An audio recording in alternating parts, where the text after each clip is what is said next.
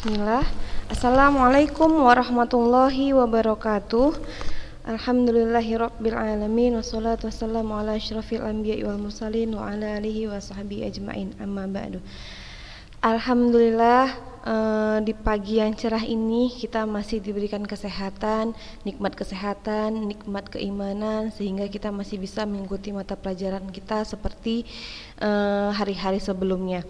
Nah, pada pertemuan kali ini Ustazah hanya mereview pelajaran kita yang dari bab 1 sampai dengan bab usaha dan pesawat sederhana. Nah, anak-anak Ustazah sekalian, ada hal yang akan Ustazah sampaikan. Yang pertama adalah tentang kegiatan yang akan kita laksanakan minggu depan, yaitu ujian praktek. Ujian praktek yang akan kita lakukan itu insya Allah dilakukan dimulai dari tanggal 14 September. Ya kan, kita udah mulai ujian praktek. Jadi pesan Ustazah sama kalian, khusus pelajaran IPA, bagi kalian yang belum pernah, bagi kalian yang maksudnya ada pelajaran yang belum ada, materi yang belum kalian pelajari atau belum kalian tonton, pesan Ustazah adalah kalian cari di channel Ulunuha itu pelajaran IPA yang kelas 9, materi-materi yang udah pernah Ustazah ajarkan. Kalau belum tonton bisa kalian buka langsung, dicari di YouTube, atau bisa kalian lihat di grup kalian. Kalau belum dihapus, biasanya di grup itu ada link pelajaran yang udah dipelajarin kan. Jadi kalian buka aja, klik aja link tersebut, kemudian kalian pelajari. Jadi untuk ujian praktek yang akan kita laksanakan insya Allah di Jumat depan itu yaitu mengenai pesawat sederhana. Jadi untuk ujian praktek dia pesawat sederhana, kalian bisa pelajari materi tentang pesawat sederhana. Namun untuk untuk ujian tulis yang akan dilaksanakan minggu selanjutnya, itu kita masuk dari bab 1 sampai dengan bab usaha dan pesawat sederhana. Itu yang Ustazah harap kalian pelajari. Nah, adapun materi kita minggu ini yaitu kita akan mereview pelajaran kita yang udah lalu, yang udah lewat. Jadi sedikit-sedikit kita pelajari, kita ulang-ulang dulu materi kita yang udah kita pelajari ya nak. Nah, yang pertama yaitu tentang sistem gerak pada makhluk hidup, ya kan? Sistem gerak ini sebenarnya tunggu ya.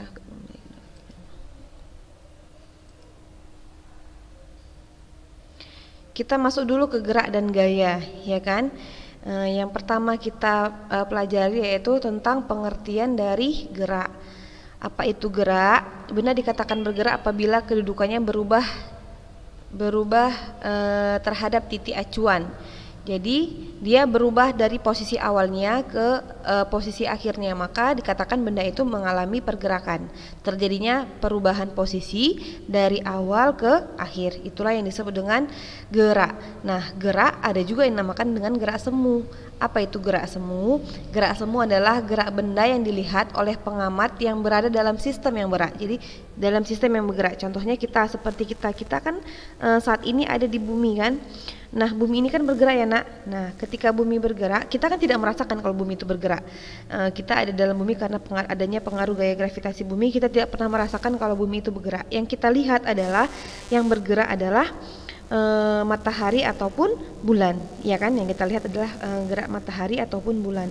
Padahal sebenarnya yang gerak adalah bumi. Matahari tidak bergerak, ya kan? Tetapi bumilah yang bergerak mengelilingi matahari. Begitu juga dengan bulan. Bulan yang bergerak mengelilingi bumi. Jadi inilah yang disebut dengan gerak semu. Nah, apa ini maksud dengan gerak lurus? Gerak lurus dia gerak lurus itu sebenarnya ada dua, ada namanya gerak lurus beraturan, ada gerak lurus berubah beraturan. Kalau gerak lurus beraturan dia gerak lurus beraturan ini, ya kan? Dia ada dua rumusnya ya kan, ada kelajuan, ada kecepatan. Lihat kalau dia kelajuan, dia ada jaraknya. Kemudian ada waktu. Sedangkan kalau kecepatan dia perpindahan. Walaupun sebenarnya rumusnya itu sama. Di sini S ya. Dia lebih sering dia S disebut dia. Tapi ini adalah perpindahan benda. Perpindahan benda itu dia dihitung dari posisi awal dan posisi akhir. Sedangkan kelajuan itu hanya jarak tempuhnya, seperti yang udah pernah Ustazah jelaskan sama kalian. Kalau misalnya kalian berjalan dari misalnya nih ya, kalian lagi belanja di supermarket misalnya, kemudian kalian tadinya adanya di kasir, kemudian kalian keliling, posisi awal kalian berarti kan di kasir ya kan, posisi awal berarti di kasir, kemudian kamu keliling dari kasir menuju ke rak sayur misalnya, menuju ke rak sayur.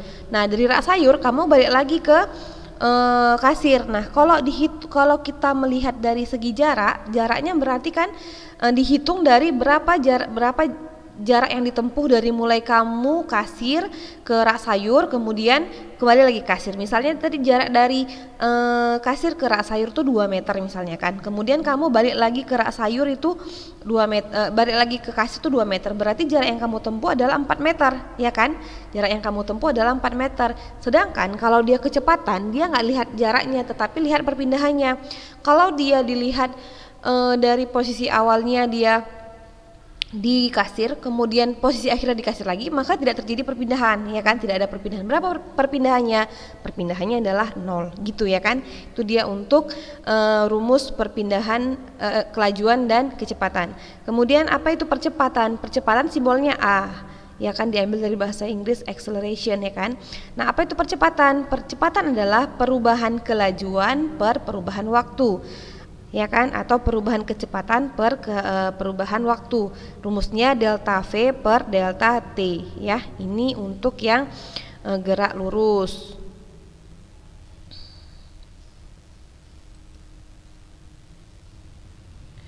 Nah, kemudian kita belajar tentang gaya pada benda, ya kan? Kita belajar tentang gaya pada benda. Gaya ada beberapa jenis. Ada namanya gaya sentuh, ada namanya gaya tak sentuh.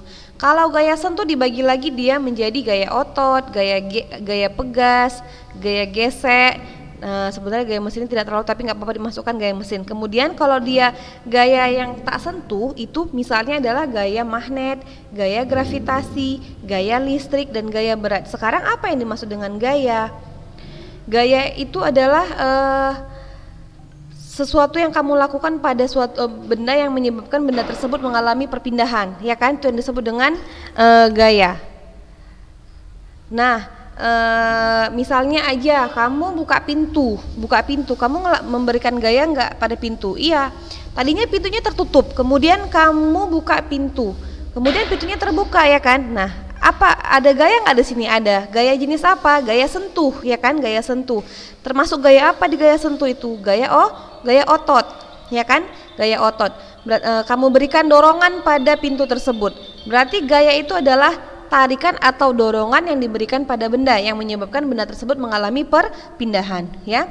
Tarikan atau dorongan yang dilakukan pada benda yang menyebabkan benda tersebut mengalami perpindahan. Nah, gaya yang tadi pada pintu disebut dengan gaya otot, ya kan? Nah, kalau gaya pegas contohnya apa, Nak? Misalnya di tempat tidur nih, kita mau tidur, ketika kita melakukan gerak, ada kayak enjut-enjutan gitu, ya kan, kita kan. Nah, ini namanya gaya pegas. Ada namanya gaya gesek. Gaya gesek ini paling banyak terjadi dalam kehidupan sehari-hari. Contohnya misalnya kamu lagi berjalan saja, kamu telah menghasilkan gaya gesek, ya kan? Ketika kamu berjalan, kamu telah menghasilkan yang namanya gaya gesek. Nah, kemudian ada namanya resultan gaya. Apa itu resultan gaya? Resultan gaya adalah perpaduan dua gaya atau lebih. Jadi dalam satu benda bisa melakukan beberapa gaya, maka disebut dengan resultan gaya. Atau kita bisa buat resultan gaya itu adalah penjumlahan dari beberapa gaya. Contohnya ini, misalnya pada suatu benda dilakukan 3 gaya. Misalnya gini ya, si Hana misalnya, Hana mendorong meja atau mendorong lemari. Hana mendorong lemari yang besarnya, yang berat, yang masanya misalnya masanya misalnya 50 kg misalnya kan, lemari yang masanya 50 kg. Kemudian Hana mendorongnya, ternyata lalu si Fatia membantu Hana untuk mendorong lemari tersebut. Kemudian datang lagi si Uwais membantu Hana untuk mendorong lemari tersebut. Berarti di sini ada berapa orang yang melakukan gaya? Ada 3, si Hana, si Fatia, sama si Uwais, ya kan? Mereka mendorong lemari. Nah, berarti ada 3 gaya di sini. Si Hana misalnya kita sebut dengan F1. Si Fatia misalnya kita sebut dengan F2, gaya yang diberikan Fatia. Kemudian gaya yang diberikan Uwais kita sebut dengan F3. Berarti kan ada 3 gaya yang terjadi di sini kan. Nah, karena ada lebih dari 1 gaya, maka disebut dengan resultan gaya atau perpaduan 2 gaya atau lebih. Jadi kalau dia resultan berarti dia dijumlahkan. Misalnya ini, dia tapi tergantung arahnya juga ya. Lihat kalau misalnya gaya pada gaya pertama arahnya ke kanan, gaya kedua juga arahnya ke kanan. Misalnya tadi kan kayak si Hana sama Fatia sama si Uwais mendorong lemari, arahnya kemana? Arahnya ke kanan, ya kan? Kalau arahnya ke kanan berarti nilainya positif. Arahnya ke kanan nilainya positif. Nah, lain ceritanya kalau misalnya si Hana dan si Fatia mendorong lemari ke arah kanan, lalu datang si Uwais mendorong lemarinya ke arah kiri, ya kan, mendorong lemari ke arah kiri. Berarti gaya yang diberikan si Uwais adalah negatif atau minus, karena dia berlawanan arah dengan arah yang diberikan oleh gaya si Hana dan gaya si Fatia. Paham ya kira-kira enak? Nah, jadi kalau misalnya dia arahnya positif semua, maka dijumlahkan aja. Rumusnya apa? F1 ditambah F2 ditambah F3. Itu ya, karena ada 3 gaya. Kalau misalnya ada 4 gaya, ya udah F1, F2, F3, F4. Kalau ada 10, ya jumlahkan 10 gayanya gitu. Itu untuk resultan gaya. Nah, kalau dia ada yang negatif, nah sebenarnya rumusnya sama, F1 tambah F2 tambah F3. Tapi ingat, kalau dia arahnya ke kiri berarti kan negatif ya. Nah, seperti ini contohnya. Misalnya ada orang yang mendorong benda misalnya ke arah kiri, misalnya kan, ke arah kiri. Kita tahu kalau ke arah itu dia negatif ya. Nah, kalau misalnya dia ke arah kanan dia positif. Berarti kamu tinggal buat aja rumusnya, R sama dengan, kalau ke arah kiri buat dia minus F1 misalnya kan, minus F1 ditambah ke kanan dia positif kan, tambah F2 gitu ya. Nah, jadi dia kalau misalnya ya misalnya ini ada 2 ke kanan, 1 ke kiri, berarti F1 ditambah F2 dikurang F3. Kenapa dikurang? Karena F3-nya arahnya ke kiri gitu ya. Kalau di arahnya ke kanan kan semuanya positif. Ini positif, ini kan positif. Nah, kalau misalnya di arahnya ke kiri tinggal buat F1 ditambah F2, F3-nya ke kiri. Kan minus tadi kayak Ustazah bilang, buat aja di sini minus F3. Jadi F1 tambah F2 tambah F3. Kalau Ustazah misalnya F2 sama F3-nya ke kiri gimana Ustazah? Ya tinggal buat R sama dengan F1 dikurang F2 dikurang F3. Itu ya contoh untuk resultan gaya. Nah, pada gaya gesek, sekarang kita bahas tentang gaya gesek dan gaya berat. Pertama adalah gaya gesek. Gaya gesek rumusnya adalah sigma F sama dengan M dikali A. F di sini ada gaya geseknya. Gaya ini kan rumus hukum Newton kedua ya. Sigma F sama dengan M dikali A. Ini rumus hukum Newton kedua. Tetapi karena ada pengaruh gaya gesek itu selalu berlawanan arah dengan gaya yang diberikan. Misalnya kan kamu jalan sendal kamu itu kan bergesekan dengan aspal, ya kan, bergesekan dengan tanah. Berarti kamu kan memberikan gaya kan. Nah, gaya yang kamu berikan itu dikurangi dengan gaya gesek yang telah kamu hasilkan dihasilkan oleh sendal tadi. Jadi F dikurang F3. Kenapa dikurang? Karena gaya gesek itu dia berlawanan arah dengan gaya yang diberikan. Jadi F dikurang F3 dikurang gaya gesek sama dengan M dikali A. Ini rumusnya untuk gaya gesek. Sedangkan untuk gaya berat dia rumusnya W sama dengan M dikali G. Udah pernah belum ya Ustazah bilang sama kalian? Beda berat dengan massa ya nak. Kalau berat itu dia sudah dipengaruhi oleh gaya gravitasi bumi, sedangkan massa dia tidak ada pengaruh gaya gravitasi bumi. Contoh misalnya ya, berat kamu di bumi misalnya adalah 50 kg, ya kan? 50 kg misalnya. Sedangkan kalau di luar angkasa berat kamu bisa lebih ringan daripada yang di bumi. Kenapa? Karena tidak ada pengaruh gaya gravitasi di sana, ya kan? Nah, kalau dia berat itu dia satuannya dalam Newton, sedangkan kalau dia massa itu satuannya dalam kilogram. Nah, kalau misalnya ingat ya, kalau berat dia dalam satuan Newton karena dia termasuk dia gaya. Berat itu termasuk gaya. Gayanya kemana? Arahnya ke bawah. Ingat ya, kalau gaya itu dia ada pengaruh arahnya. Jadi gayanya kemana? Gayanya ke bawah. Maka gaya berat disebut dengan disebut dengan gaya gitu ya. Selanjutnya kita bahas, kita sekilas-sekilas saja ya. Hukum Newton. Nah, hukum Newton terbagi menjadi 3. Ada hukum Newton 1, ada hukum Newton yang kedua. Hukum Newton 1 menjelaskan tentang sifat benda yang cenderung mempertahankan keadaannya atau kelembamannya. Nah, rumusnya apa? Sigma F sama dengan 0. Coba kamu perhatikan gambar yang ada di sini nih. Nih, ada truk. Truk ini lagi sedang mau bawa mobil sedan ini kan. Nah, ketika truk ini berjalan, ternyata sedannya tidak ikut berjalan. Kenapa? Karena si sedan ini dia memberikan gaya inersia atau momen inersia atau punya sifat cenderung mempertahankan keadaan awalnya. Jadi kalau tadinya dia di situ, ya dia berusaha untuk di situ. Disebut dengan hukum Newton pertama, dan tidak ada perpindahan di sini. Dia tetap di sini kan, tidak berpindah maju ke depan. Maka tidak ada gaya di sini. Karena tidak ada perpindahan. Sigma F sama dengan 0. Contoh lagi, misalnya kamu sedang naik mobil. Ketika tadinya mobilnya dalam keadaan diam, terus habis itu mobilnya melaju, apa yang terjadi? Badan kamu kayak terdorong ke belakang kan? Kenapa? Inilah yang momen inersia namanya, kecenderungan kita mempertahankan posisi awal kita. Jadi tadinya kan kita kan duduk diam gitu. Ketika diberikan gaya ke depan, ya kan, yang arahnya ke depan, kita berusaha untuk mempertahankan posisi sehingga kita kayak terdorong ke belakang. Sedangkan kalau misalnya direm, tadinya mobilnya ini jalan nih, kemudian tiba-tiba direm. Tubuh kita cenderung kayak maju ke depan gitu ya kan? Kenapa? Ya itu tadi, karena adanya momen inersia, kecenderungan benda mempertahankan posisi awalnya. Nah, selanjutnya ada hukum Newton kedua. Hukum Newton kedua ini berkaitan dengan gaya dan perpindahan. Jika ada resultan gaya yang bekerja pada sebuah benda, akan dihasilkan suatu percepatan dalam arah yang sama dengan resultan gaya. Jadi gayanya, arahnya, percepatannya sama dengan gayanya, tetapi dia berlawanan arah dengan massa. Jadi percepatan sama massa ini dia berlawanan arah. Jadi kalau berlawanan atau tidak sebanding. Misalnya gini, kalau misalnya kamu mendorong troli gitu kan, udah pernah saya jelaskan kalau misalnya mendorong troli yang tadinya dalam keadaan berat penuh, bagaimana kecepatan kamu? Agak lambat kan? Tapi kalau misalnya troli dalam keadaan kosong, kamu agak mudah mendorongnya, gaya yang kamu keluarkan juga nggak terlalu banyak, kemudian kecepatannya juga lebih cepat. Nah, ini dia termasuk ke dalam hukum Newton kedua.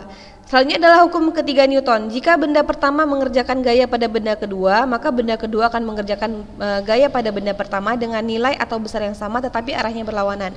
Nah, kalau tadi di sini ada dua buah benda, ketika sama-sama ketika benda A memberikan gaya pada benda B, maka benda B juga akan memberikan gaya yang sama pada benda A, tetapi dia berlawanan arah. Selanjutnya ini contoh soal.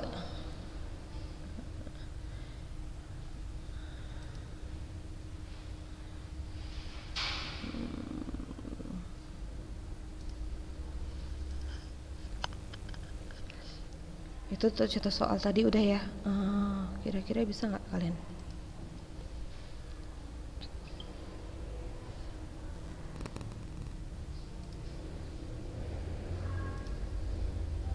Ini contoh soal ya. Hasan, Mardi, dan Dayat bekerja sama menggerakkan. Allah Akbar. Tunggu ya, afwan ya.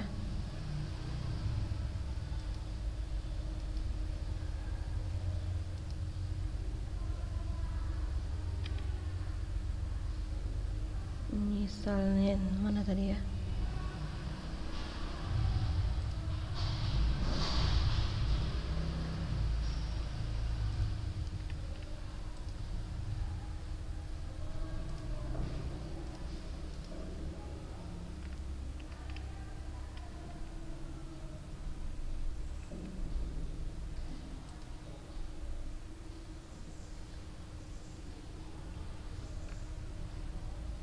Afwan ya nak, agak sedikit error ini.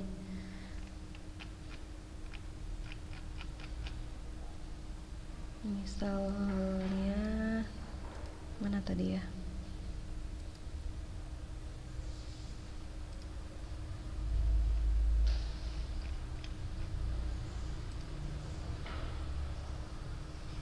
Kira pada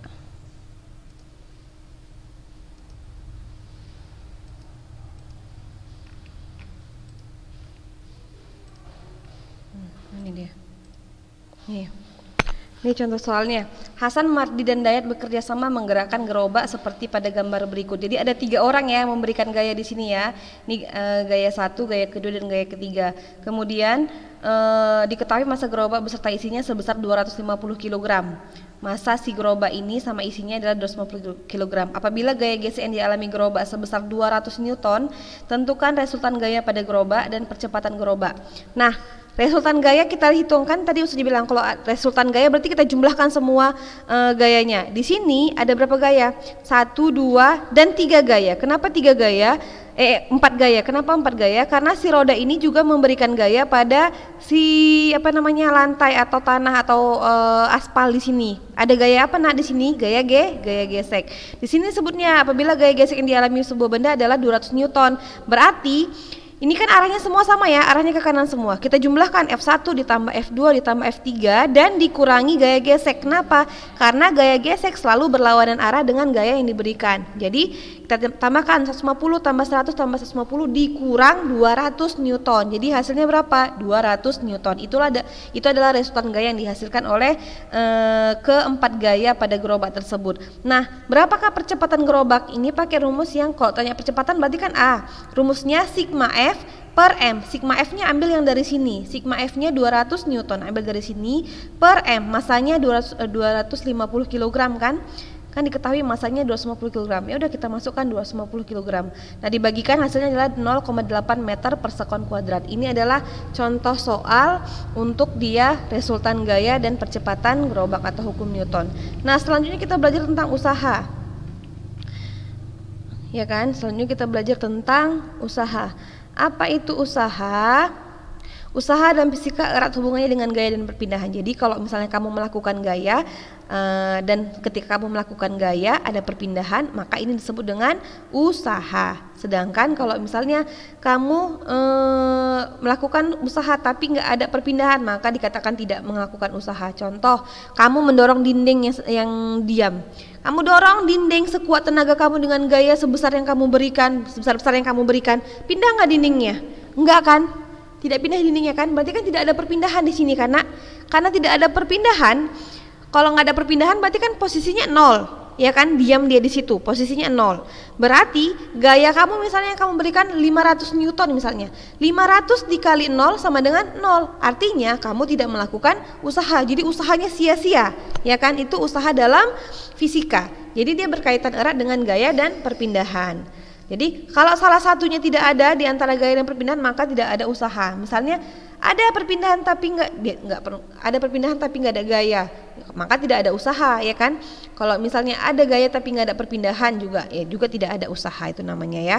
Nah, kemudian kita juga udah belajar tentang pesawat sederhana. Pesawat sederhana, jenis-jenis pesawat sederhana itu sebenarnya ada berapa nak? Jenis pesawat sederhana seperti yang sudah bilang kemarin ada 4 ya, ada 4 jenis pesawat sederhana. Ada namanya tuas atau pengungkit, ada namanya bidang miring, ada namanya roda berporos, ada namanya katrol. Kalau tuas atau pengungkit ini terbagi lagi menjadi 3 jenis. Ada tuas jenis pertama, tuas jenis kedua, ada tuas jenis ketiga. Kalau yang pertama apa yang di tengah nak? Masih ingat? Kalau yang pertama yang tengah apa nak? Nah, ini harus kamu pelajari ya. Kamu harus pelajari yang tentang pesawat sederhana kayak gini. Nanti dia akan masuk pada ujian praktek dan ujian tulis. Nanti kamu pelajarin ya. Kalau tuas pertama itu dia yang di tengah apa? Kalau tuas jenis kedua itu yang di tengah apa? Kamu harus cari tahu. Pelajari lagi, buka bukunya. Kemudian kalau tuas jenis ketiga itu yang di tengah apa? Kemudian kamu cari contohnya dalam kehidupan sehari-hari. Kemudian ada bidang miring. bidang miring. Rumus yang digunakan untuk tuas ini sebenarnya ini ya rumusnya. M ini adalah keuntungan mekanis atau KM sama dengan LK atau FK yang udah pernah kita pelajari. FK per FB atau beban sama dengan W per F. LK per LB sama dengan W per F. Jadi kalau dikali silang rumusnya di F kali LK, W kali LB gitu kan. Ini dikali silang rumusnya F kali LK, W kali LB, ya kan? Ini untuk rumus tuas. Nah, kalau mau cari keuntungan mekanisnya, kalau misalnya bisa dengan LK per LB atau bisa W per F. Nah, kalau bidang miring ini biasa digunakan dalam kehidupan sehari-hari paling banyak ya, pisau, tangga, eskalator, itu kan lift, itu adalah bidang miring. Digunakan untuk mempermudah kita mengangkat suatu benda atau memindahkan suatu benda. Nah, keuntungan mekanis dari bidang miring rumusnya W per F atau S per H. W itu berat, F itu gaya, S itu panjang, H itu tinggi. Jadi kalau mau cari keuntungan mekanis bisa antara dua ini, bisa W per F atau S per H. Di sini kalau misalnya dari eskalator misalnya. Nah, yang dari bawah ke atas ini disebut dengan jarak, sedangkan tingginya dari atas ke bawah itu disebut dengan tinggi. Nah, kemudian untuk roda berporos ini rumusnya jari-jari roda per jari-jari roda yang di dalamnya porosnya. Tapi ini tidak terlalu sering kita bahas ya, dan jarang masuk ini. Tapi saja mau jelaskan, ada soal yang kemarin kalian kerjakan di di latihan. Soal nomor 9 yang pilihan ganda itu banyak yang salah paham. Kan ditanyakan tangan yang menarik koper itu dia termasuk pesawat sederhana jenis apa? Bukan roda berporos. Kalau roda berporos itu yang si kopernya. Ini kan yang tanya tangannya, ya. Jadi banyak yang salah paham di situ. Nah, untuk katrol itu dia terbagi menjadi 3, ada katrol tetap, katrol bergerak, dan katrol majemuk. Katrol majemuk itu adalah katrol yang dia banyak, lebih dari 1, ya kan katrolnya. Nah, untuk rumusnya juga ada di sini. Keuntungan mekanis katrol tetap pasti 1. Kalau dia katrol bergerak juga ada 2. Dia berat awalnya dibagi dengan setengah beratnya. Jadi dia dibagi 2. Jadi hasilnya sama dengan 2. Kalau dia katrol majemuk, kita hitung dia keuntungan mekanisnya ada berapa banyak tali yang di sini. Kayak misalnya ini.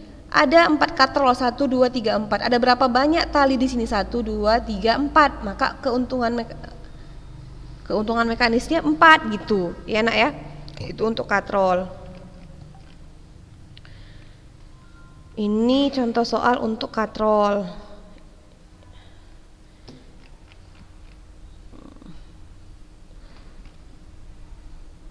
Terus kita juga udah belajar tentang gerak pada manusia. Gerak pada manusia. Gerak pada makhluk hidup terbagi menjadi 2. Ada gerak pada manusia, ada gerak pada hewan. Kalau gerak pada manusia, ya alat geraknya ada rangka, sendi, otot, ya kan? Rangka, sendi, otot. Alat gerak aktifnya berarti kan rangka dan sendi, sedangkan otot adalah alat gerak pasif. Nah, rangka, nih rangka-rangka manusia, ya kan? Kemudian persendian, sendi terbagi menjadi 5, ada sendi geser, ada sendi engsel, sendi putar, sendi peluru, dan sendi pelana. Nah, berdasarkan jenis geraknya, sendi terbagi menjadi 2, ada sendi sinartrosis, ada amfiartrosis, 3 sebenarnya, satu lagi sendi diartrosis, ya kan? Udah hari kita pelajarin ya karena. Selanjutnya kita udah belajar tentang otot, jenis-jenis otot. Otot terbagi 3, otot polos, lurik, dan jantung. Otot polos, lurik, dan jantung. Nah, otot polos, perbedaan otot polos, lurik, dan jantung juga ada bedanya di sini berdasarkan bentuk sel, inti sel, sitoplasma, cara kerja, dan sampai letaknya juga ada di sini. Selanjutnya kita juga udah belajar tentang upaya menjaga kesehatan sistem gerak pada manusia, yaitu berjemur di pagi hari.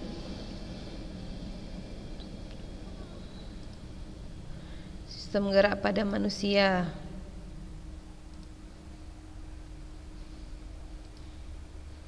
Berjemur di pagi hari, meningkatkan konsumsi makanan yang mengandung banyak kalsium, dan seterusnya. Udah. Terus kita juga udah belajar tentang sistem gerak pada hewan. Sistem gerak pada hewan. Jadi pelajari yang udah Ustazah jelaskan semua. Kalau ada yang belum paham boleh tanya sama Ustazah. Jadi itu aja yang bisa Ustazah sampaikan untuk hari ini. Persiapkan diri kalian untuk ujian praktek dan ujian tulis. Jadi persiapkan diri kalian ya nak, pelajari materi yang udah Ustazah berikan. Nah itu aja yang bisa Ustazah sampaikan hari ini, lebih dan kurang Ustazah mohon maaf. Kita tutup pertemuan kita dengan membaca doa kafaratul majelis. Subhanakallahumma bihamdika asyhadu an la ilaha illa anta astaghfiruka wa atubu ilaik. Assalamualaikum warahmatullahi wabarakatuh.